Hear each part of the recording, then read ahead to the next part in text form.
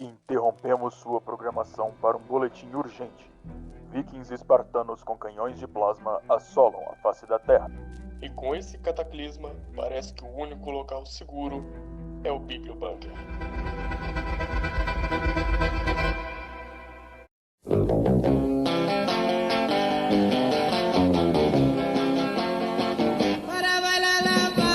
Senhoras e senhores, desgraças e desastres. Sim, já começamos assim. Eu sou o Sanzio e sejam bem-vindos a mais um episódio do Bibliobunker. E tomem cuidado com o que você tá fazendo, porque às vezes pode ser a última coisa que você vai ser lembrado pra sempre por aquela merda que você fez. Bom, eu sou Morsa e água mole, pedra dura, tanto bate até que fura. Isso é uma coisa que a gente não se brinca com a natureza.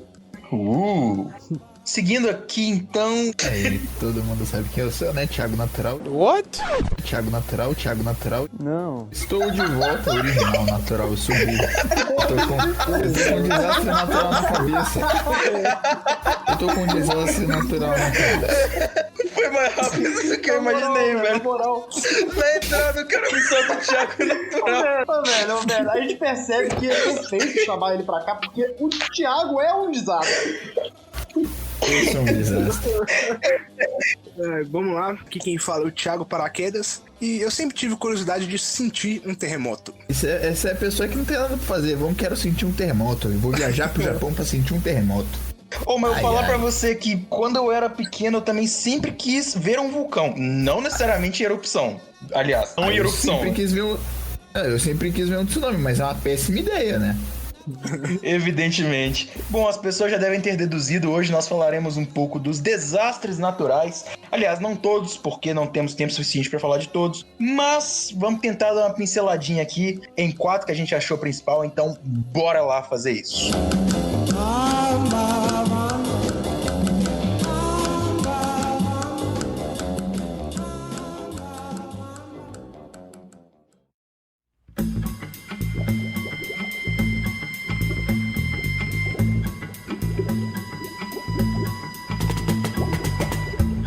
Bom, nós selecionamos os seguintes elementos. Cada um de nós pegou aqui. Literalmente, né? Caralho, fosse 4 elementos mesmo, né? Terra, fogo, água e ar. Agora eu percebi. Mas Coração. Enfim. Coração. Vai, planeta!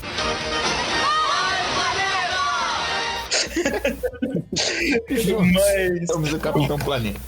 Formamos o Capitão Planeta aqui decidindo o seguinte, gente. Cada um de nós vai falar de um dos desastres naturais, sendo vulcão, furacão, terremoto e tsunami, não necessariamente nessa ordem, mas que são os desastres de maior impacto, né? Quando você escuta assim, você sempre pensa. E quem começará falando sou eu, falando sobre vulcões, que eu já jogo aqui, já boto minha mão na lava, dizendo que eu acho que de todos, o meu desastre é o menos destrutivo. Tem essa sensação.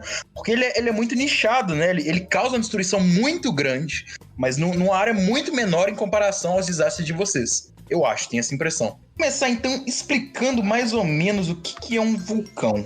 Então, um professor de geografia uma vez me disse que o vulcão era uma espinha na Terra. E realmente é bem isso. O vulcão, ele é como se fosse uma fissura, né? Uma fissura geológica que expele... Não necessariamente precisa expelir magma, né? Ele pode expelir gases, ou até cinza vulcânica, várias outras coisas. Pode acontecer tanto dentro da água ou fora da água, como a gente já está acostumado a ver, né? Aquele montanhazinha com fogo. E o problema do vulcão, que eu fui descobrir isso, não é a erupção dele. A erupção dele fode pra caralho o lugar. Mas o que ele gera com o tempo é muito pior. Porque ele tem uma degradação natural fodida. Contextualizando um pouco, a erupção vulcânica que a gente tem com maior mortes é o Monte Tambora, na Indonésia. By the way, a Indonésia é um lugar assim que eu vou te falar, viu? É um lugar fodido. Tem 1 milhão de coisas vulcânicas lá, de erupções vulcânicas. E eu imagino que a Indonésia também vai aparecer nos quadros de vocês, eventualmente. Mas o Monte Tambora, cara, o Tambora, eu não sei exatamente a pronúncia, ele entrou em erupção no ano de 1815. E aí ele é uma erupção vulcânica que mais matou gente em todas as erupções registradas. Ele matou mais ou menos 72 mil, 71 mil, ninguém sabe exatamente, até porque às vezes nem sobra corpo, né, pra contar a história. Mas estima-se mais ou menos que ele matou 72 mil pessoas. Podem me chamar de sem coração, mas eu acho que para um desastre natural, o maior ter matado 72 mil, eu acho pouco. Tá que pariu, que filha da puta. Eu acho pouco, de verdade. Esse vulcão, ele acabou explodindo, né? Ele acabou entrando em erupção em 1815. Se a gente levar em conta as pessoas que ele matou diretamente, foi isso. Mas muitos vulcanólogos e petrólogos, eles estimam que a erupção desse vulcão, em 1815, ele gerou um ano fudido em 1816. O negócio explodiu na Indonésia, mas devido à conformação da atmosfera e os gases e poluentes que esse vulcão levou, ele criou uma espécie de seca fudida na América do Norte e em parte da Europa também. Então ele acabou gerando um evento muito famoso que aconteceu em 1816, que a galera chama do Ano Sem Verão. Porque foi uma anormalidade desgraçada, tava tudo muito mais quente do que devia. Nada nascia na Europa, nada nascia nos Estados Unidos. Então a galera chamou de o Ano Sem Verão. E atribuem isso à erupção de um vulcão, entendeu? Então a erupção em si não é o grande problema. O problema do vulcão é que ele acaba cagando o ambiente inteiro. Porque ele expele muita coisa, tem muita coisa abaixo da crosta terrestre que é tóxico, né? É problemático. E o vulcão, ele nada mais é do que uma válvula. Então, ele libera não só magma. Na grande maioria das vezes, o problema não é o magma. Porque o magma, aquela merda, desce a 5 por hora, né? Você consegue fugir de boa. O problema é os detritos, o problema é os gases, as cinzas. É uma coisa que é muito mais mortal. A parte mais mortal do vulcão é isso, com toda certeza.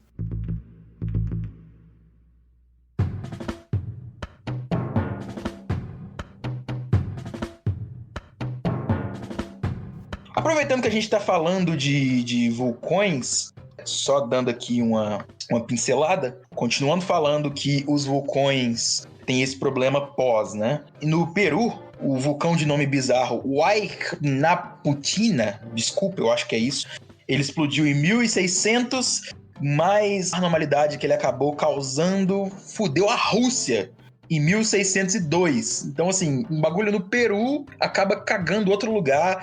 Além da Islândia, dizem que parte dos problemas que a África passou de fome, mais ou menos ali no início de 1800, foi por causa de vulcões na Islândia que acabaram gerando essa... Como que eu posso dizer? Essa adversidade. Acabou gerando essa adversidade na África. Então o vulcão é bem famoso por isso. Os vulcões também, eles podem ter vários tipos de erupções diferentes, né? A gente costuma raciocinar e pensar só ali no cuspindo foguinho, e não é bem assim. É chamada de erupção efusiva quando sai apenas gás do vulcão. Que muitas vezes isso acontece e as pessoas não notam e acaba sendo um problema. E erupção explosiva, realmente é que sai magma e detritos. E erupção mista, o que, né, mistura os dois, como o próprio nome já diz. A long, long time ago, there was a volcano. Falando um pouco das grandes erupções do mundo, eu acho que se a gente pensar assim, né, em erupção, acho que todo mundo pensa no Krakatoa, porque ele é um dos mais recentes, né? Obviamente que teve outros depois do Krakatoa, mas ele tem essa fama, né? Porque ele matou quase 40 mil pessoas e todo mundo sempre lembra do Krakatoa aí. A título de curiosidade, o último vulcão a entrar em erupção, e no caso foi uma erupção mista, foi o Kilauea. Ele entrou em erupção no Havaí e acabou destruindo muitas casas e muitas coisas, mas não foi nada, se a gente levar em conta, né, da magnitude que é um desastre natural, ele foi menos mortal do que vários outros. E falando em vulcões, a gente também lembra do vulcão Tera, que dizem que ele mudou completamente a conformação do mundo antigo. Não existe registro porque não tem nada documentado dizendo o que foi, mas dizem que se ele tivesse sido documentado, ele teria sido a maior morte por um vulcão, porque dizem que foi a maior explosão que chegou a praticamente mudar toda a civilização grega e um primórdio de uma civilização romana que estava ali pelo Mediterrâneo. Que essas civilizações antigas, temiam e adoravam, por assim dizer, mais pelo temor, vulcões. Nós conseguimos pegar exemplos como da própria mitologia romana, o deus Vulcano, que seria um simbólico de Hefesto, e conseguimos na mitologia Maori também tem a deusa Vulcão. Eu acho isso uma parada bem legal, tipo, é uma parada tão poderosa, por assim dizer, que as pessoas do mundo antigo endeusavam ele. Vou pensar de admirar, né? Você pensar, você viu um vulcão, deve ser muito... Nossa, deve ser muito massa. Deve. Tipo, um vulcão. Eu Essa também... coisa, tipo... Ainda mais pro pessoal do antigo que não tinha muito conhecimento, tipo, de ciência, não entendia como funcionava. Isso é realmente a coisa de Tá na minha lista de mortes maneiras, pra mim. Ai, que legal. Mortes maneiras. Eu vou falar pra você que eu sempre quis ver, né? Eu já falei isso ali quando eu era criança. Eu sempre quis ver um vulcão. Eu sei que um vulcão em não atividade, ele é só mais uma colina. Olha aí que legal essa colina. Mas, enfim. Falando em vulcão, cara, eu acabei de lembrar de uma coisa muito idiota. Vocês lembram de um bagulho que viralizou? Eu não sei se é verdade ou não, viu? Eu já vou deixar aqui os claims. De um cara que fez uma pegadinha fodida na África, que ele queimou pneu no topo do Kilimanjaro. A galera achou... Que mancada. E a galera achou que, tipo, caralho, fudeu, o bagulho tá entrando em opção. E era só um desgraçado fazendo um trote, tá ligado, cara? Nossa, que otário. O cara botou um pneuzão lá e queimou e boa. Imagina se esse cara tá lá no meio fazendo um trote do nada entre a erupção e bosta do vulcão. Ia ser muito engraçado. O cara ia ser um salvador, porque ele ia salvar todo mundo, tá ligado? Esse é o herói que salvou. Aproveitando essa vibe, tipo, não sei se é verdade, reza a lenda que a região de Caldas Novas, aqui no Brasil, seria um vulcão adormecido, porém, não se tem confirmação até hoje. Ela tem essa... A confirmação, até ia falar isso, moça, é que, assim, existe confirmação que o Brasil já foi um solo vulcânico, né? A Terra Rossa, no interior de São Paulo, sabe-se que foi, porque o vulcão, além dele fuder tudo, depois que ele fode, ele conserta. Que ele transforma a Terra num lugar extremamente fértil, né? Ele mata todo mundo, haha, matei todo mundo, agora volta aqui pra matar mais gente. Ele aparece pra matar mais gente. Em Caldas Novas não se achou até hoje nenhum resquício de pedra vulcânica. Então por isso que lá em si... Então, tem uma cidade, só interrompendo, desculpa, uma cidade aqui no interior de Minas, eu não vou lembrar o nome agora, que já foi, assim, entre aspas, pesquisado e comprovado que a cidade foi construída dentro de um vulcão inativo, né? Auckland, na Nova Zelândia, ela é construída em cima de um vulcão, exatamente em cima de um vulcão. Não tem nada pra fazer, não? Não tem... Nossa, onde a gente vai construir? Aqui no vulcão parece uma boa ideia, né? Ah, cara, reza... Mas sabe o que é? Que, tipo assim, às vezes o solo é bom e a galera não sabe, né? Porque o solo vem a ser bom depois de vários anos, depois do vulcão cagar, né? E a galera constrói e do nada, caralho, isso aqui é um vulcão, sabe? Não sabia, não foi de propósito. Não foi o cara que virou o Morsa construtor, falou que era uma morte maneira. Cara, Tô indo construindo um vulcão. Lenda, né? Eu gosto de viver perigosamente. Exato.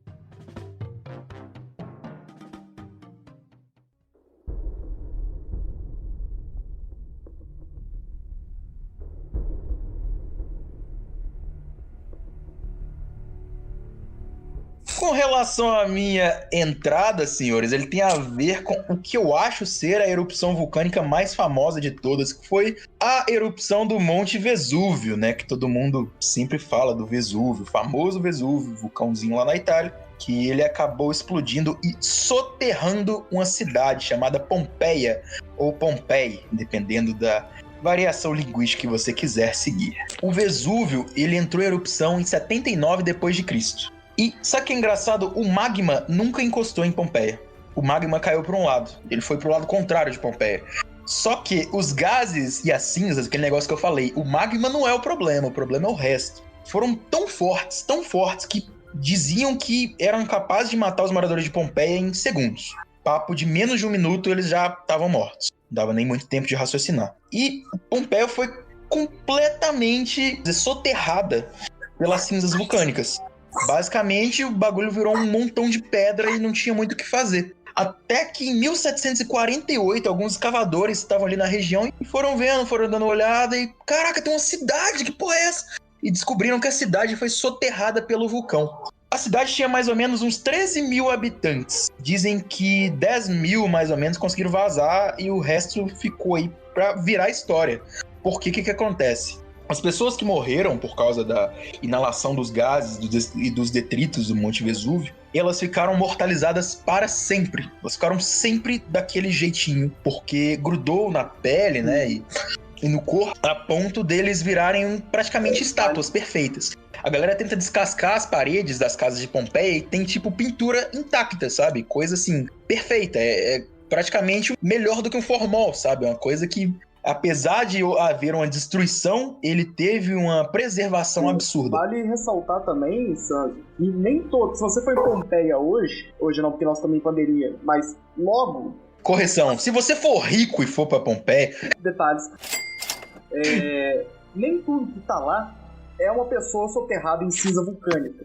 Porque muitas das coisas que você vê lá são moldes de gesso. Errado. Não, errado. Tem coisa Sabe lá por quê? de molde de gesso. Os moldes de gesso, algum dia já foram pessoas. Sim. O que aconteceu é o seguinte... Eles descobriram que essas pessoas, esses moldes de gesso, a galera fala... às vezes, eu não sei se foi o seu intuito, mas às vezes desmerecem, né? Falam, putz, o bagulho é só gesso. E não é que seja só gesso, gente. Não é que... Eu sei que não foi o intuito do Morsa, mas que muita gente fala, é só gesso. Não é. É porque é o seguinte... Todas as estátuas de Pompeia, algum dia já foram pessoas, ou até animais, ou até objetos soterrados. Mas, às vezes, havia alguma imperfeição, algum buraquinho que deixava entrar umidade, e aí as coisas dentro acabavam se perdendo. Então, acabou que os administradores do governo de Nápoles injetaram gesso dentro da casca vulcânica. Então, assim, algum dia já foi, entendeu? Foi gravado em tamanha perfeição que tem coisa lá que você consegue ver expressão no rosto da pessoa, tá ligado? Teve um que eu vi, que era um tipo de bebê, velho, dava pra ver claramente o bebê chorando. Tinha um cachorro que dava pra ver claramente que ele tava com uma coleira tentando brigar com ela, tipo, pra tentar se soltar. Porra, é uma parada muito maneira. Esse do cachorro é muito triste, velho. Mas mais triste que o cachorro, meu querido Morse, foi um rapaz que ficou conhecido para sempre como o punheteiro de Pompeia. O cara tava ali mandando a famosa, né? Tava ali, o vulcão entrou em erupção, a galera, Cleitinho, fudeu, o Vesúvio entrou em erupção. Ele, bom pra ele, porque eu não, vou terminar aqui. E acabou morrendo e ficando imortalizado pra sempre. Ali na melhor posição possível. A gente vai postar no Instagram, vocês podem acompanhar. Dá pra ver a cara de prazer dele, olha isso aí. Não, esse ele morreu. Ele tava bem. Depende do que é bem, cara, né? Eu acho que isso aí é o melhor estado que você pode morrer, com um vulcão, velho. Olha a cara dele. Olha a cara desse filho da puta, velho. Perfeito. O cara morreu tipo... Que beleza, cara. Não sei se foi a melhor da vida, mas a última foi, né? Podiam ter melhores, mas... Imagina os caras lá de Pompeia, tá ligado? Tipo, não, galera, fudeu, nós vamos ficar imortalizados em cinza, vamos todo mundo ficar numa posição legal pra marcar a história, vamos, mas fica todo mundo em desespero, abraça filho, o bebê chora, cachorro preso. Aí o Cleitinho, eu vou trollar essa porra, foda-se. O Cleitinho mandou uma foda-se, já vou morrer mesmo. Baixou as calças. Mas esse nosso querido amigo, acarinhado apenosamente de Cleitinho, algumas pessoas dizem que ele tava fazendo outra coisa, né? Que não é exatamente o que a gente acha que ele tava fazendo. Mas... eu acho que é inegável, cara, porque tem o molde ali do membro na mão dele, sabe? Não é possível, cara. Ele tava mijando pra cima, pode ser pior, então. Ele queria se apagar, entendeu? Ele achou que ia dar certo, não sei. Esse é o Cleitinho sadomasoquista extreme, né? Foda-se. Caraca, será que existe uma vertente de fetiche de... Cara, que bizarro. De vulcão, né, velho? Só terminando de falar do Vesúvio, enquanto a gente segue pela linha do Cleitinho aqui. A energia térmica foi 100 mil vezes maior do que a bomba de Hiroshima, cara. Foi um bagulho bizarro. Alguns falam que, tipo, na região da Espanha, deu pra você ouvir parte do estrondo do Vesúvio, assim. Foi bem grande e é isso, gente. Cleitinho imortalizado para sempre. Cuspido e escarrara.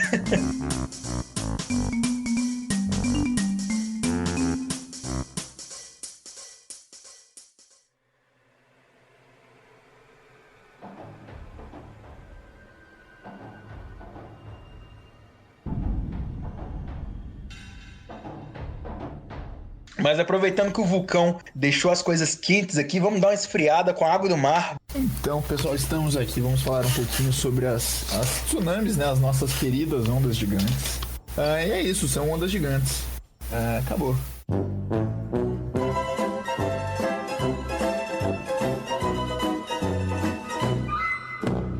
Tirou 10. Parabéns. Então, pessoal, as ondas gigantes, elas são... As tsunamis também, ondas gigantes, né? Elas são causadas por algum deslocamento na crosta oceânica que vai empurrar a massa de água pra cima, entendeu? Você entendeu, velho? Você pode pensar em pequena escala, se você pega uma pedra e joga num lago, num rio, em algum lugar que tenha água, essa água a pedra vai cair, vai empurrar a água para baixo, a água vai voltar subindo, formando uma ondinha. Mas pensa isso numa escala infinitas vezes maior, certo? Pode ser causada por terremotos dentro da água, até fora da água, erupções vulcânicas, meteoritos que caem na água.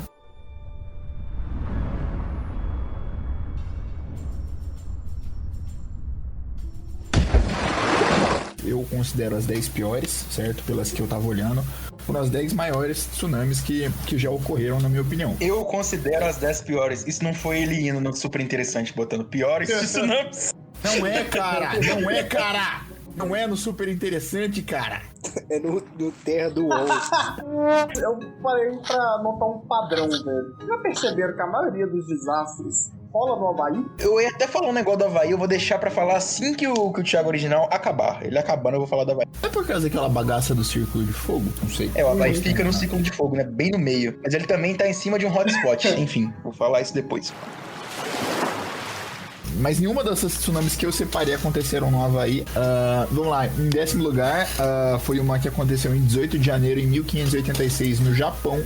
Por ondas pequenas, até de 6 metros, que danificaram diversas cidades.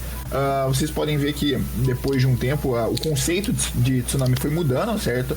Em 1586, uma onda de 6 metros era uma onda gigante. Até porque nessas regiões não tinha nenhum preparo para chegar uma onda desse tamanho. Era 1500. Então, uma onda chegou e só destruiu tudo. Teve 8 mil mortos, mais ou menos. Uma coisa que uma vez eu vi sobre tsunami, que eu acho que é legal falar, porque às vezes a gente fala onda gigante, né? E quem vai na praia, quem já pulou uma onda, sabe que, tipo assim, uma onda grande vem até você, se você pular nela, você vai sair do outro lado, né? Porque a onda não é infinita. Você Não vai pula o atravessar. tsunami, gente. Se aparecer um tsunami, não pula o tsunami. O tsunami, pelo contrário, né? Ele é grande e ele é corpulento, por assim dizer. É massivo, né? Ele é massivo, uma parede de água vindo na sua a palavra direção. que você queria usar era Exato, maciço, ele é né? um Sei lá, massivo cara. também vale. É porque não é porque- maciço, teoricamente. É água, né? Teoricamente ele é água, né? Mas ele é massivo de gigante, de enorme. Mesmo que você não bata, a força da água vai te levar pra cima do tsunami. A corrente da água vai acabar te levando pra cima. Você não vai chegar do outro lado. Vai estar a 50 metros de altura do chão e caindo. Eu vi uma reportagem lá em 2004, 2005, de um casal que tava mergulhando. Imagina a situação, se coloca no lugar desse casal. Você tá lá tranquilão, debaixo d'água, lá no fundo, lá puta que pariu. Você sente só uma onda de água te dando um tranco, um solavanco. E tranquilo, você continua o seu mergulho. Algumas horas depois, quando você termina e volta pra cidade onde você tava, tá tudo devastado, porque rolou um tsunami. What the hell is going on? O barco dele já tinha sido levado junto também, né? Mas beleza. E, pessoal, só pra vocês saberem, não foi um mergulhinho de 5 metros pra ver peixinho na costa, não.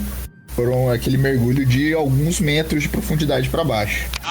É mesmo? Certo? Não adianta você tentar passar por baixo da tsunami que não vai dar certo também. Ou seja, tutorial de como lidar com tsunamis. Sempre chora, né? Porque... Mas eu sempre quis ver tsunami, mas não é uma ideia muito boa. Você vai morrer, entendeu? Você vai ver a porra da onda de caralhada da onda e você vai falar, tô fudido. Fudeu de vez! Thiago Natural aí. Ele fez a cartilha da desgraça. Pra onde você correr, meu filho? É só portada na cara. Fica parado. Mano, é que a tsunami, tipo, ela tem uma... Além da altura, ela tem um comprimento gigante, né? Tipo, pode chegar a quilômetros de comprimento. Então é uma coisa... Não tem o que você fazer mesmo, tipo... Eu acho o tsunami um dos mais fodidos, velho. Se você estiver na praia, você pode fazer o quê? Tentar sair correndo antes que todo mundo. Você manda falar, olha o passarinho, sai correndo, pega o carro e começa a 300 por hora. É o ideia. E você pode ser atingido do mesmo jeito. Dá uma rasteira no cara do teu lado, né? Tipo, nem é uma ameaça. Tipo, não é como se pegasse o cara e te esquecesse. Mas só pela sacanagem, né? Você dá a rasteira. Isso não me para, mano. Isso não é um leão, né? Caído. Eu vou pegar o cara. Não é um leão, ele vai comer o cara e vai te esquecer. Não, ele vai continuar. Você pode parar pra pensar que o cara pode ser o cara que vai travar o trânsito dali a 5 metros pra frente. Justo. Aprenda hoje no Bibliobank que é método de sobrevivência contra desastres naturais.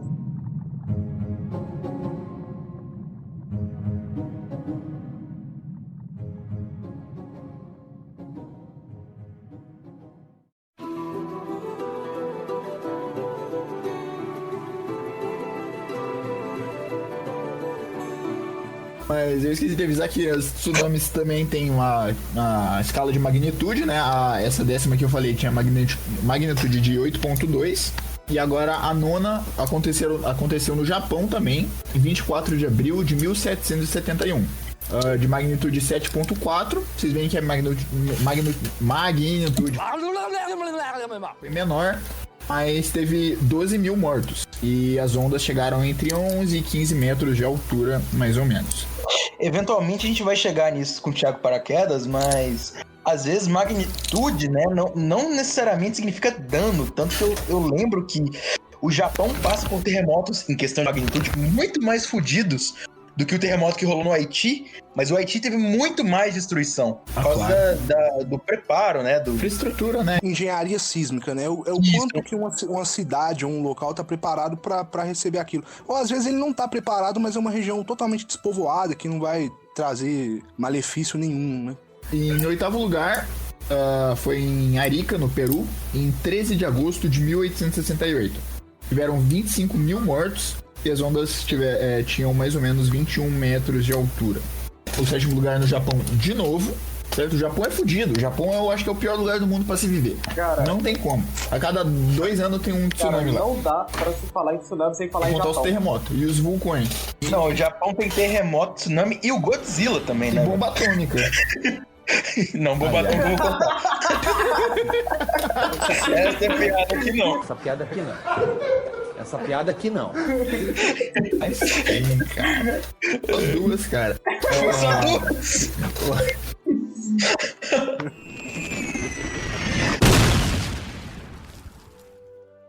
Em sétimo lugar, no Japão, em 15 de junho de 1896, com 22 mil mortos, e as ondas chegaram a 38 metros de altura. Você viu que começou a crescer essas ondinhas, né?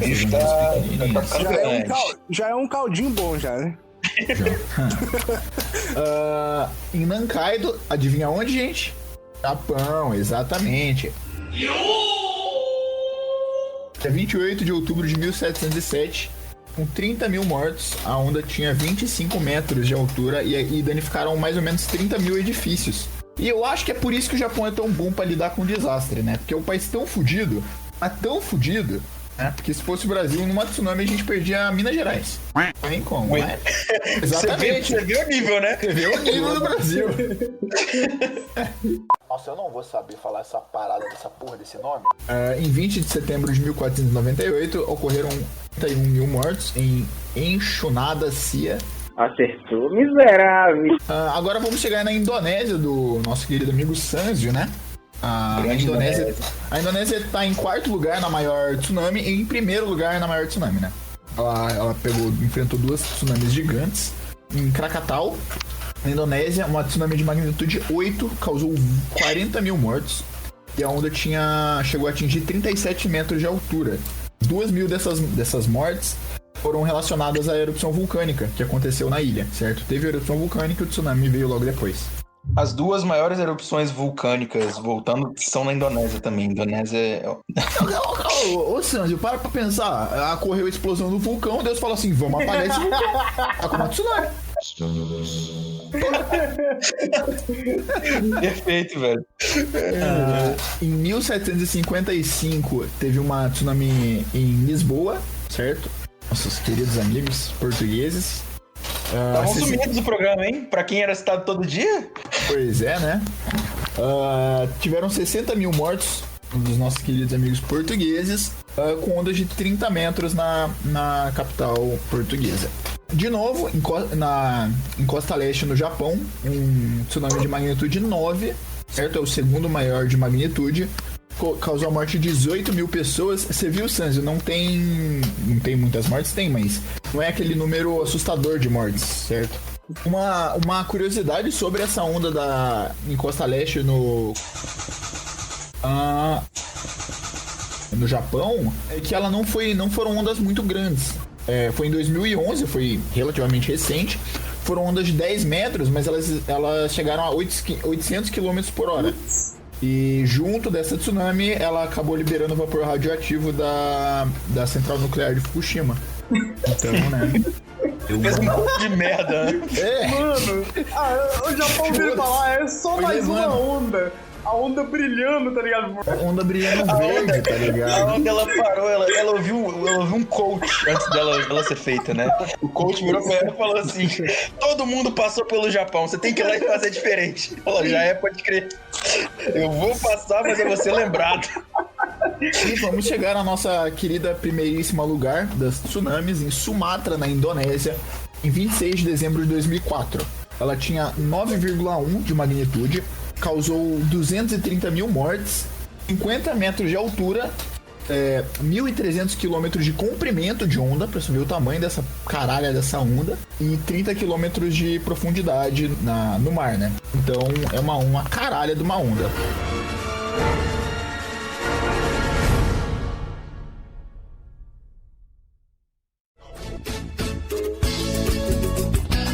Vou te pegar, essa é a galera do avião. Além de tsunami, eu achei bom comentar, vou comentar rapidinho, antes que a gente passe muito do nosso tempo, sobre as mega tsunamis. E são basicamente tsunamis com mais de 100 metros de altura. Caralho, já tem disso? Eu vou falar só da maior, foi que aconteceu no Alasca. Então, a maior onda do mundo, a qual já se teve notícia, em 9 de julho de 1958, na Baía de Lituya, no Alasca.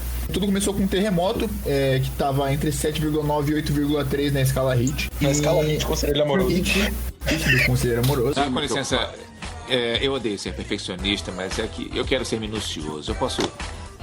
me mostra como você pode não estar preocupado. Ele acabou sacudindo a falha de Fairweather a 13 km de onde a onda estourou. Esse tremor foi sentido numa área de 400 mil km quadrados. Ocorreu uma queda de muitos pedaços de terra, de mais ou menos 30 milhões de metros cúbicos de terra, foram lançados ao mar. Esse impacto causou uma onda de 524 metros de altura. Caralho! E pra ter uma ideia, a maior onda já surfada tinha 27 metros de altura e o Empire State tem 443. Então foi uma caralha de uma onda, tipo... Pensa 500 metros de onda aí, pensa aí. Bateu. Bateu onda forte. Você tá doido? Caramba! Bateu uma onda forte! Infelizmente eu não tenho os dados de morte eu não consegui encontrar os dados do número de mortes desse local. Foi no Alasca. Mas imagina a pessoa que tá no Alasca. Cara, mas aí... Não, no Alasca, né, mano? É mó vacilo, bagulho. Mano, cobre a caralho de uma mó frio, né, velho? Bagulho mó frio. Mas pelo menos, Thiago, foi no Alasca, velho. Possivelmente com essa onda de meio quilômetro, morreu, sei lá, 13 pessoas. 2 ursos, 4 renas. Já é metade foram 6 pessoas, é metade da população do Alasca, velho. O que adianta ser mega sem coach? Tá vendo?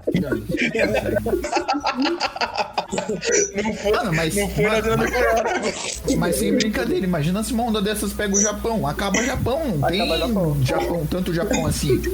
O Japão é pequenininho, 524 metros, passa por cima, chega na outra costa, porque não vai parar no Japão. Pior que é verdade, mesmo. Eu tô rindo, mas eu só devo rir. Vai varrer o Japão, tadinho. Das duas, uma, né? Ou o Japão ia parar, tipo, lá na Europa, ou a onda ia virar e falar, aí Japão, tá afim de conhecer a Atlântida? Onda, olha a onda!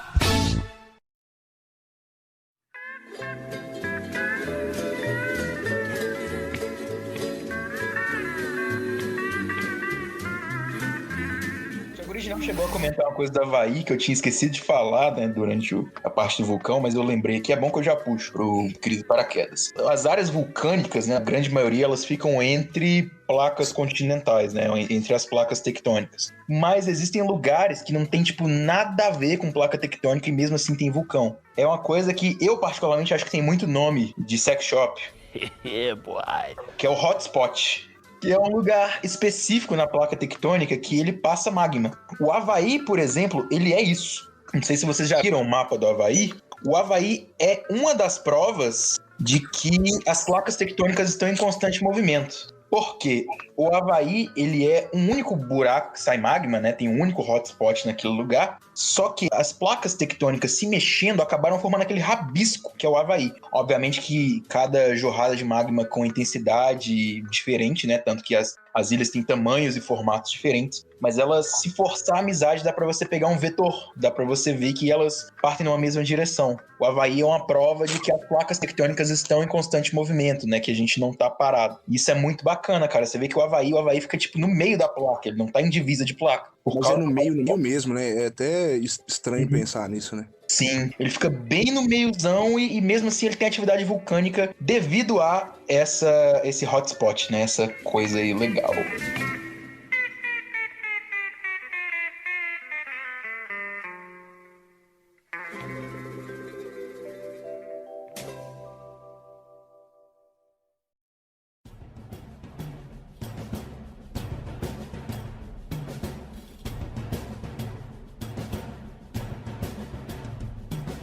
Falando em placa tectônica, meu bom, e aí? O que acontece quando uma placa tectônica quer beijar a outra? Quer beijar a outra é ótimo.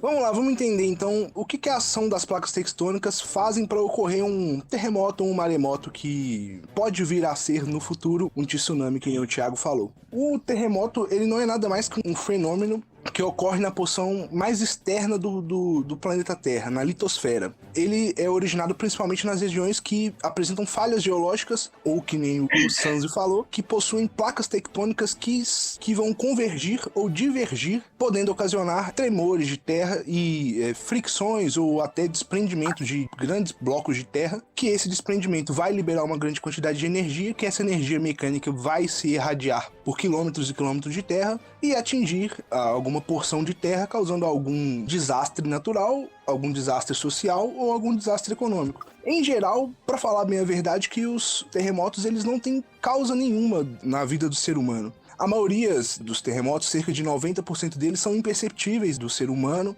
e mais 5% são perceptíveis e não trazem nenhum tipo de risco. Apenas 5% que podem trazer algum tipo de risco e mesmo assim, hoje em dia, com tecnologia, que nem eu falei antes, a engenharia sísmica, pode ser que se consiga prevenir ou então diminuir algumas das causas e das consequências que um terremoto traz. Tá vendo? Por isso que eu gosto de apresentar antes do paraquedas, né? Porque vê assim, espinha da terra, onda grande. O cara não, porque terremoto não. Tá ligado?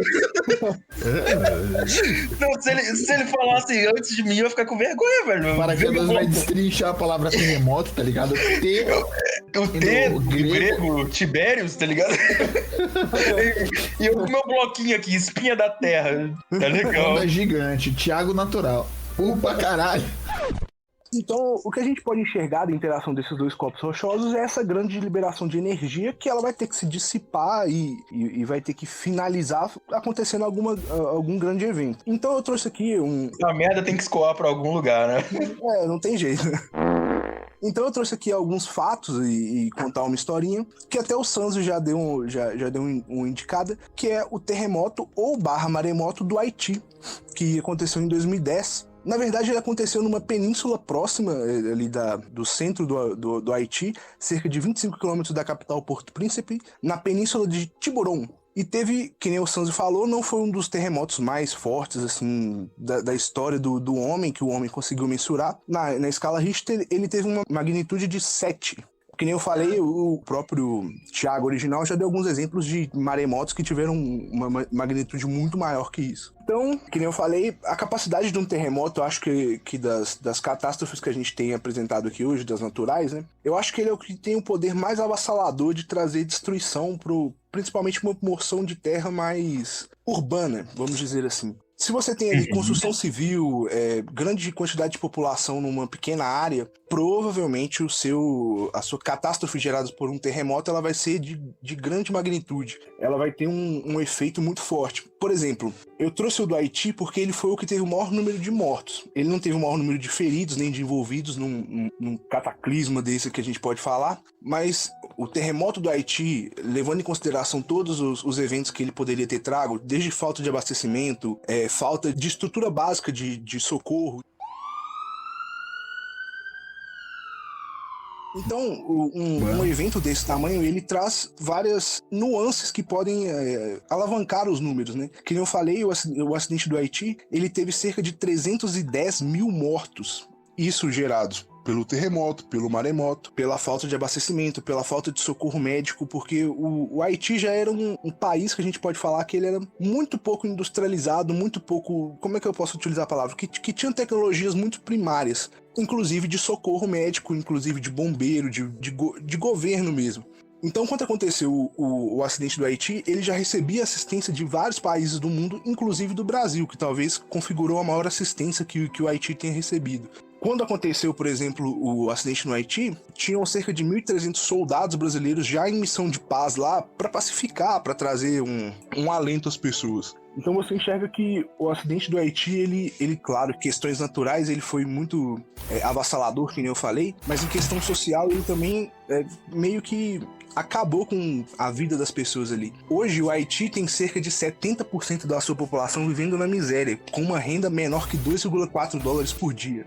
Tudo bem que o real não tá valendo nada, né? Mas vamos pensar com uma pessoa vivendo aí com 12, 13 reais por dia. Pra ela sobreviver pra tudo, pra comer, pra ter acesso às coisas mais básicas, roupa, mantimento, tudo. Então, muito mais que uma catástrofe natural, eventos desse tipo em localidades como o Haiti, eles podem ter um efeito a longo prazo, a curto prazo também, muito mais catastrófico do que, por exemplo, no Japão.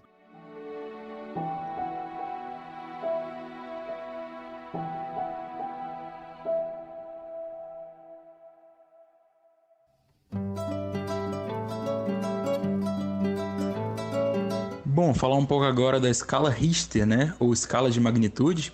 Ela nada mais é do que uma escala que mede a energia, a variação de energia de um abalo sísmico. Então, só para complementar, a escala de Richter, então, ela tem praticamente valores matemáticos infinitos. Ela iria de 0 até infinito. Esse fato, né, dela ir de 0 ao infinito, isso deve-se muito ao fato dela ser uma escala logarítmica, né? Então, cada vez que ela vai crescendo na base 10. Então, a escala 2 é 10 vezes mais forte que a escala 1, e a escala 3 é 100 vezes mais forte que a escala 1, e por aí vai. Exatamente, Sanzi. Até o 5, vamos dizer assim, que a mãe natureza perdoa que não tem essa engenharia sísmica. A partir do 6, em regiões de construção civil feitas não de modo arcaico, né, mas com a tecnologia normal para tal, ela já começa a causar um bom estrago, principalmente em regiões mais urbanas, né? Que a gente fala que são as cidades mais verticais. Então, que nem eu falei, ele pode ser de valor matemático infinito, mas fisicamente e naturalmente, a gente nunca vai ver um terremoto acima ali de 10,5, 11 na escala Richter. Tanto que os 3 maiores abalos sísmicos já registrados na história do homem foram um país sul-americano. Alguém quer chutar? Tá fácil, né?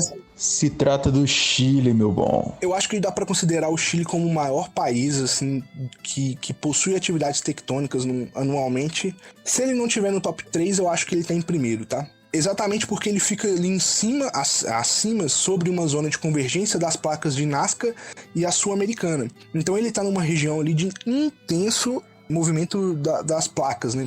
E de convergência que, para quem entende do assunto, é aquele que vai causar os maiores abalos, as maiores conformações de terra, né? Então por isso que a gente tem ali a Cordilheira dos Andes, essas historinhas todas que a gente vê no fundamental da escola, tá, gente? Os 3 maiores abalos sísmicos já registrados na história do homem foram no Chile. Em 2010, a gente teve um abalo de 8.8 na escala Richter. Em 1868, a gente teve um abalo de 9.0 na escala Richter. E em 1960, a gente teve o sismo de Valdívia, que teve, na escala Richter, 9.5. E foi o maior acidente sísmico que a gente já teve conhecimento. Entretanto, ele não deixou um número grande de mortos, mesmo porque a população do Chile na época era bem reduzida, se a gente pensar que era 80 anos atrás. A gente teve 5 mil mortos, mas 2 milhões de feridos, né? Causou ainda maremotos, olha pra você ver a distância do Chile até o Japão, por exemplo, causou maremoto no Japão. E consequências também dentro do Chile, como deslizamento de terras, até em ondas em lagos que chegaram até 2 metros de altura, 3 metros de altura em lagos. E essas ondas ainda conseguiram deixar alguns poucos mortos, assim, na casa das dezenas. Para mensurar na época isso em 1960, a reconstrução de parte das áreas atingidas, claro que não foram todas, algumas estão abandonadas, para falar a verdade, até hoje, cerca de 800 mil dólares americanos, que corrigido para hoje pode dar entre 8 a 12 bilhões de dólares. É bastante, né? Se a gente pensar. Até que o Chile é pequeno. Eu achei um valor, assim, até condizente, mas para reconstruir parte somente do que estava ali em 1960, eu achei uma boa grana. E, para complementar, terremotos, gente, eles acontecem a todo instante, que nem eu falei, até 2 graus na escala Richter, o ser humano ele não tem sensação nenhuma do terremoto, não incomoda em nada. A partir do 3,5 pro 4, aí já começa a ter algumas ações assim que assustam, né? Não que ele vai destruir e tal, que nem eu falei, numa cidade mais preparada, e isso quase que beira a linha da normalidade.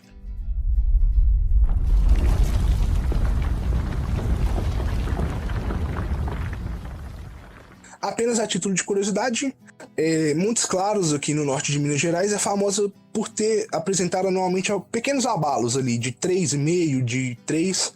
Não é uma cidade preparada, mas os abalos eles são de intervalos pequenos. Os abalos eles podem ter, como é que a gente fala, frequências maiores ou menores.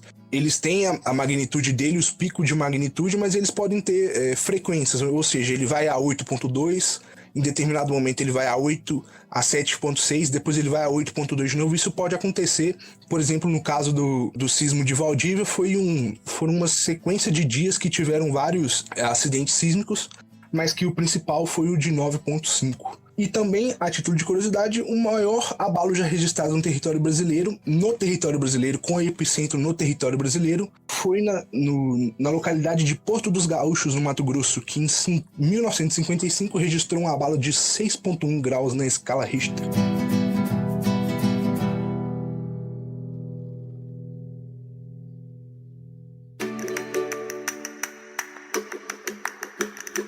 Como sempre, a merda ficou pra mim. Eu vou falar depois do Thiago Paraquedas. E é mais ou menos o seguinte: ele dá uma aula sobre terremoto e eu viro e falo, meu ventinho.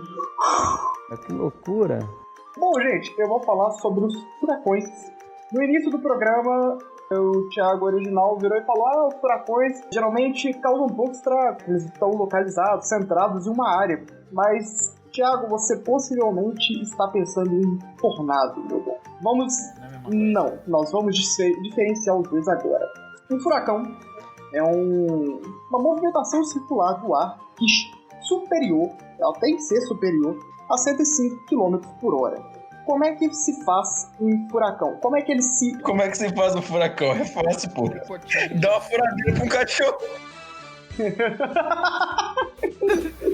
Nem fudendo, velho. Nem fudendo. É um furacão. Você vai fazer um cão furadeiro, é diferente. Como é que surge um furacão? Primeiro, a gente até pode, talvez, cogitar a viagem de volta pro Alasca, porque não existem furacões no Alasca, em locais, como que eu posso falar, de frio mais extremo. Porque os furacões, eles nascem, entre aspas, por conta de águas superiores a 27 graus. Águas temperadas ali, por assim dizer. O que rola? Essa água, ela vai esquentando, ela vai evaporando num ritmo muito grande, faz com que o ar se movimente, junto com a evaporação, vai se movimentando, e tcharam! Aparece um furacão. Isso aqui é uma informação que talvez não seja útil, mas pode salvar a prova de alguém, sei lá. E eu tenho aquela famosa técnica que o Sanji também utiliza de vez em quando, de fazer associações idiotas pra gente associar informação. E a informação idiota que eu vou dar pra vocês é, lendo o seguinte trecho. Os furacões manifestam sempre em formato circular, você nunca vai ver um furacão em triângulo. Ele sempre gira em sentido horário quando está no hemisfério sul do planeta e anti-horário quando está no hemisfério norte. O fenômeno se chama efeito Coriolis. É só associar com o clitóris, você lembra dessa porra. Efeito Coriolis, sim. O Breno falou com a gente na aula, você não lembra não, Thiago Original? Do efeito Coriolis? Que o furacão ali... Lembro vagamente. Eu não lembrava em qual direção. Eu achei essa associação do Sr. Morsa meio... Uma merda. Eu não lembrava em qual direção, mas eu lembrava que, tipo assim, o vulcão em um hemisfério ele vai pra um lado, pra outro hemisfério ele vai pro outro. Isso é devido ao movimento de rotação da Terra. E, Thiago, a minha associação é perfeita, cara. É simplesmente perfeita. Você que não parou pra pensar. No hemisfério sul, você gira no sentido anti-horário, que é sucesso. What the fuck? Vamos diferenciar. Vamos diferenciar o que é a diferença básica aqui de um tornado para um furacão. Um furacão, ele tem que ser superior a 102 km por hora e geralmente o tamanho dele é quilométrico, entendeu? Ele geralmente tem uma extensão de centenas de quilômetros. Já o tornado tem em torno de 2 km. Só que, para ele ser um tornado, ele tem que ter uma velocidade superior a 400 km por hora. Eles são os pequenos invocados. O que rola com essa diferença? O tornado, ele se dá um pouquinho diferente. Ele requer essa evaporação também, só que geralmente é de água mais fria e com junção com água quente. Isso rola muito aqui no Brasil, porque nós temos uma via submarina, por assim dizer, que vem traz águas gélidas do Polo Norte para cá, que entra em contato com as águas mais quentes que tem aqui, que faz com que tenha essa evaporação, só que o contato, pererê, pororó. Aqui no Brasil nós temos mais tornados do que furacões. Já nos Estados Unidos, mais furacão.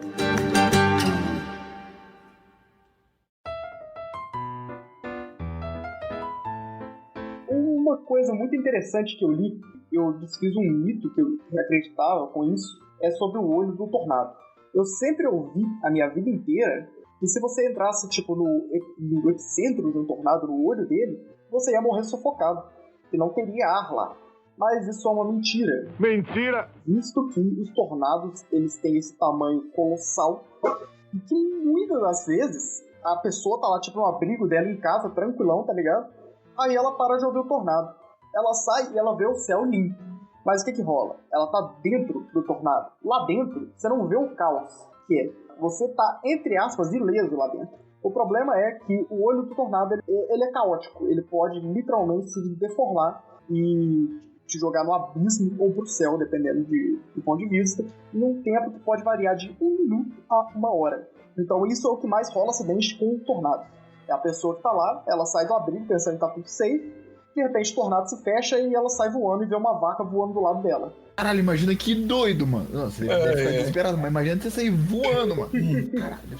Você pode voar pelo menos uma vez na vida, né? Mano, todo mundo pode fazer, tipo, o que quiser uma vez na vida. Vai subir. Vai descer. O problema principal do tornado, para mim, na minha opinião, é a idiotice humana. Talvez isso seja o maior problema geral.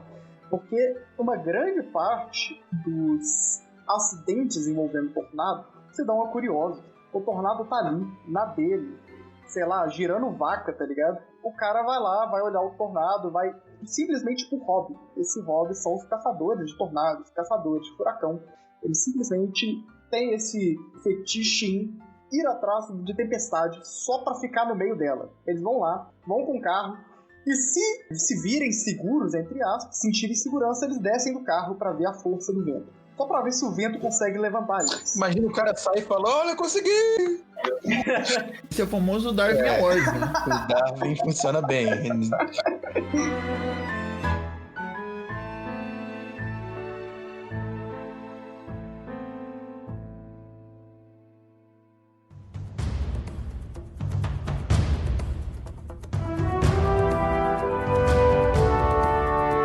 foda do tornado é que muitas das vezes ele não é mortal, velho. Ele causa muito estrago, mas ele não é, muitas das vezes, fatal, mano. Porque a pessoa pode cair, tipo, de quilômetros de altura, mas ela pode cair de algumas dezeninhas de metros, tá ligado? Ela quebra as pernas, quebra os ossos, fica paraplégico, mas sai vivo. Destacar daqui a 15 metros. Tornado é tipo o Batman, ele não mata, mas te aleja. Exato. Eu sou o Batman. Eu vou passar uma lista aqui do que são considerados 5 furacões mais mortais da história pra vocês verem que não tem essa taxa de mortalidade muito grande. Não, eu vou dar o crédito, lógico, eu tô pegando do site Curiosamente. Lógico que eu vou passar o crédito do site. Vamos lá. O quinto furacão listado pelo site é o furacão do Dia do Trabalhador, que ocorreu no feriado nacional norte-americano. Porra, no feriado é sacanagem, velho. Sim. Ele atingiu categoria 5, ocorreu em 1935. O vento chegou a 295 km e causou 408 fatalidades. Sim, o furacão Katrina. Esse aí é famoso, todo mundo já ouviu falar dessa porra. Katrina. Ele foi o desastre natural mais caro a atingir os Estados Unidos. Pensa no furacão como um anarquista, tá ligado? Ele vem, quebra as coisas e vai embora. É só isso que ele faz. Basicamente, ele atingiu os Estados Unidos. Ele já teve um número maior de vítimas. Ele teve 1.833 vítimas. Os ventos chegaram à categoria 5, 280 km por hora, e custou 108 bilhões de dólares em danos, em que dá hoje aproximadamente 500 a 600 bilhões de reais só para consertar os danos do furacão. Em terceiro lugar, o furacão Galveston. Ele foi o desastre natural mais mortal dos Estados Unidos. Ele matou mais de 6 mil pessoas em 1900. Atingiu a categoria 4. A parada dele é que ele também foi no coach, tá ligado? Não veio só o furacão, não veio o vento, não veio só o vento. Ele trouxe com ele ondas também. Ele trouxe, não chegam a ser tsunami, de acordo com a definição de tsunami do Thiago original, mas ainda assim ele trouxe ondas bem grandes que acabaram inundando a cidade. As ondas elas não passaram de 5 metros, era 4,5, 4,50 ali. E 20 milhões de dólares em danos. No segundo lugar dos furacões mais mortais, é o furacão Mitch. Ele teve 290 quilômetros, atingiu a América Central e chegaram a 18 mil óbitos e 137 bilhões de dólares em danos. O primeiro furacão é o furacão de São Calixto. Ele é antigo pra porra. Ele foi em 1780. Ele atingiu Porto Rico, República Dominicana, Pequenas Antilhas, Bermuda e quase toda a Flórida, deixando mais de 22 mil mortos. O dano não é conhecido por causa da época, e os ventos chegaram a 320 km por hora. Então, Thiago, voltando àquele que você tinha falado no início, de fato o furacão não é muito mortal em comparação com os outros desastres, as outras catástrofes. Mas o que ele traz em dano é exorbitante. Ele é o counter de edificação. Claro. O furacão... Porque sai voando tudo em volta também, né? Ele vai arrastando tudo e vai batendo tudo na parede, nos prédios, vai voando vaca pra bater nas pessoas. O furacão, ele em algumas culturas, na verdade, o tornado em algumas culturas, mas pegando mais ou menos a mesma vibe, ele costumava ser até endeusado, assim como os vulcões. Porque é uma coisa muito poderosa ainda. É uma experiência que eu queria ter, tá ligado? Tipo, ver um furacão. Mas eu não sou retardado a esse ponto. Porque eu vou estar lá, tá ligado? Que bonito. De repente o furacão vai fazer um... existem... Mas dependendo da distância também não... Se tiver longe... Uma coisa que eu acho interessante pra caralho sobre o furacão. Eu li sobre isso. Eu não vou lembrar com detalhe, mas enfim... os furacões, eles têm nomes de mulheres, né? Na sua grande maioria das vezes... Porque os caras do centro meteorológico davam o nome das namoradas ou esposas pro furacão. Só que aí o que acontece? Houve vários protestos de movimento feministas, aproximadamente nos anos 70, e a partir dos anos 70 que o primeiro furacão foi batizado de nome masculino, porque até então só tinham mulheres. Achavam que era muito pejorativo você associar os nomes femininos a desgraças, né? Então passaram a mixar. Hoje em dia acho que o furacão nem tem mais... nome próprio, né? Eles têm um nome tipo Koji, Bert. Tem um que chama Bert, se eu não me engano. Não tem uma porra assim? Acredite se quiser. Eles hoje meio que são influenciados pelo Twitter, redes sociais em termos gerais, onde as pessoas começam a chamar o furacão de algum nome, os cientistas viram e falam, tá bom, deixa assim mesmo. Você é também conhecido como preguiça, né? Faria a mesma coisa.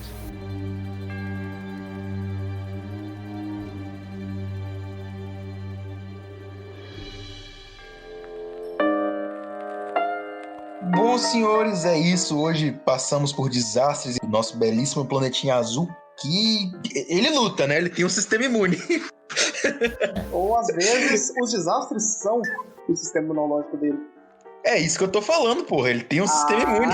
Você é burro, cara. Que loucura. Tem a febre. Tá conseguindo, né? Alguma hora vai conseguir. Alguma hora ele consegue. Se bem que eu acho que somos nós que vamos matar nós mesmos. Mas enfim. Não estamos aqui para filosofar sobre isso. Estamos aqui para as considerações finais. As minhas são as de sempre. Primeiro, que nós somos grandes especialistas de porra nenhuma. Nós somos aquele, como sempre parafraseio paraquedas aqui, nem sei se essa palavra existe, mas enfim, é um achismo concreto daqueles que não entendem do assunto. É apenas isso. Se você quer saber mais sobre desastres, vai procurar quem entende do assunto, vai procurar um geólogo, um geógrafo. Minha outra parte, como sempre, também é que é um assunto muito extenso. Faltaram desastres, faltaram coisas. Tem enchente. Enchente caga muita coisa também, a gente não acabou não falando. Tem tempestade de areia, nevasca, coisas que são consideradas desastres naturais. Que algum dia, quem sabe, a gente possa voltar em um episódio 2. Por hora é isso que eu tenho a dizer. Senhor Morcito, como é que tá aí no Alasca? Sem furacão. Sem furacão, porém com tsunami. Mega tsunami. Mega. Mas tá tudo certo por enquanto. Eu agradeço a todos os ouvintes nesse início de ano novamente. Segundo episódio que sai conosco. Pela primeira vez no ano e quase pela primeira vez participando conosco, devido à quantidade de participações do Thiago Original nos deu o ar da graça. E eu agradeço a todos os participantes, Thiago Paraquedas, Thiago Original, muito obrigado por participarem hoje conosco. E lembre-se, se girar o hemisfério sul no sentido anti-horário e o norte no sentido horário, tá tudo certo. Perfeito. Thiago Original, Sumidex, o homem que aparece uma vez a cada cometa Halley. Né, cara? O que é bom a gente nunca oferece demais, porque senão as pessoas começam a enjoar, né? Então a gente fala, vamos deixar o pessoal sem o Thiago Original falando merda. Depois falar, cadê a pessoa que fala merda? Daí, ó, voltei. Eu queria agradecer muito ao convite do Sans e do Marça. Uma honra participar disso aqui sempre, é muito divertido, me divirto muito gravando com vocês. Sempre que precisar vou estar aí. E, gente, se chegar perto de uma tsunami, bata no seu colega do lado, aproveita pra fazer as merdas que você tem que fazer, entendeu? Dá um soco no seu irmão. Às vezes dá um pro cara da Pompeia lá, Cleitinho, você olhou de tsunami. Exatamente. Você acha que quem se divertiu mais? Cleitinho ou o José, que tava fugindo e morreu? Cleitinho ficou pra história, amigo. Todo mundo fala do Cleitinho, ninguém fala do José.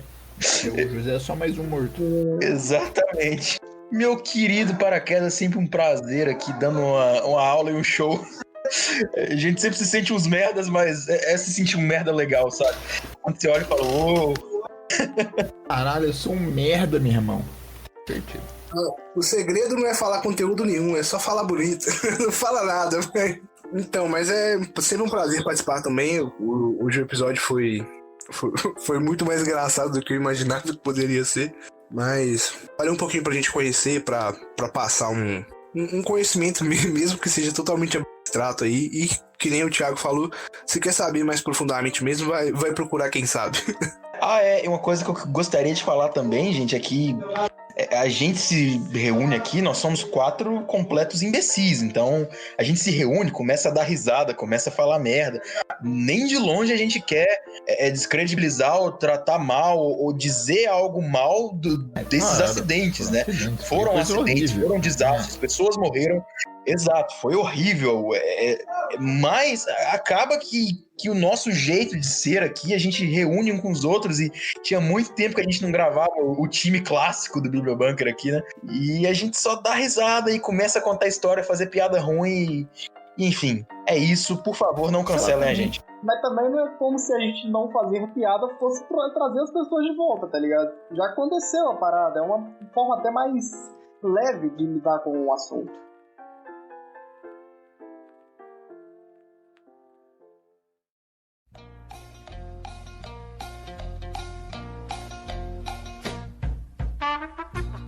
Bom, dando prosseguimento, como sempre no final dos nossos episódios, agora seria a cerimônia de condecoração com as medalhas. Porém, isso não acontecerá agora. Podem ficar tranquilos, os vencedores da medalha Mystical Mike, vocês já foram anotados, já reparamos qual de vocês compartilhou a medalha, e vocês serão lembrados em breve. O lance é que as medalhas foram transferidas. Agora, ao invés de acontecer no final dos episódios, elas vão acontecer junto com pequenos programetes esporádicos, como foi aquele programinha do Recados Importantes. E a gente vai postar eles sempre, especialmente devido à nossa cagada de agenda.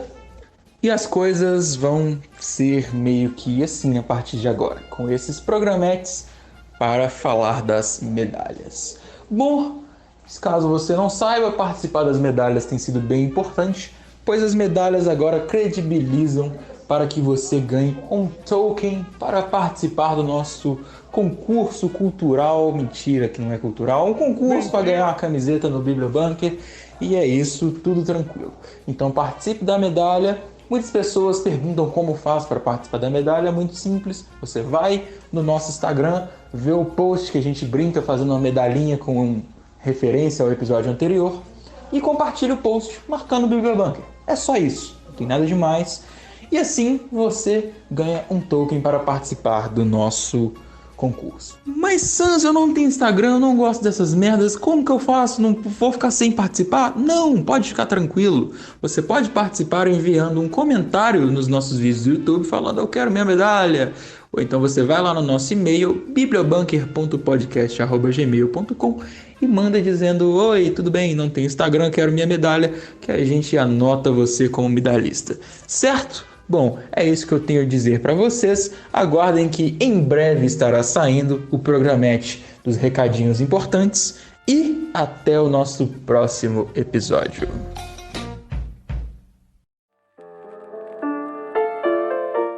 Thiago Natural, homem da natureza. O que as pessoas não podem esquecer? Pessoal, vocês não podem esquecer que sempre serão bem-vindos no nosso banco.